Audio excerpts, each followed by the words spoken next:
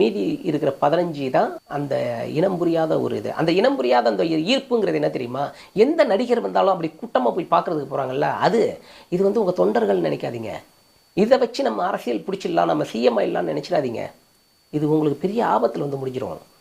ஏன்னா இவங்க இந்த மீதி இருக்கிறதெல்லாம் நீங்களே பார்த்துருப்பீங்களே, எவ்வளோ கட்சிகள் எவ்வளோ நடந்துகிட்டு இருக்கு. அந்த கட்சிகளில் நடக்காத நிறையா அசம்பாவிதங்கள்லாம் இந்த கட்சியில் இந்த கூட்டங்களில் நீங்கள் சந்தித்த கூட்டங்களில் நடந்துகிட்டு இருக்கு. நீங்கள் விளையாட்டு புலத்தனமாக சில விஷயங்கள்லாம் பண்ணிகிட்டு இருக்கீங்க. நீங்கள் பண்ணதெல்லாம் பார்த்தா எனக்கு விளையாட்டாக தான் தெரிஞ்சு, ஒரு கட்சி தலைவராக தெரியல. அங்கே இருந்துட்டு அந்த மீட்டிங்கில் வந்து தமிழக முதல்ல அங்கிள்னு பேசுனது, அங்கிள்னு அவரை நீங்கள் கேவலப்படுத்துறதா நினச்சிட்டு உங்களை நீங்கள் கேவலப்படுத்திட்டீங்க. அடுத்து கார் உள்ள உட்காந்துக்கிட்டு லைட்டை போட்டு ஆஃப் பண்ணுறது, இது என்ன மனநிலை? ஒரு கட்சி தலைவர் பண்ணுற ஒரு இதுவாக தெரியல.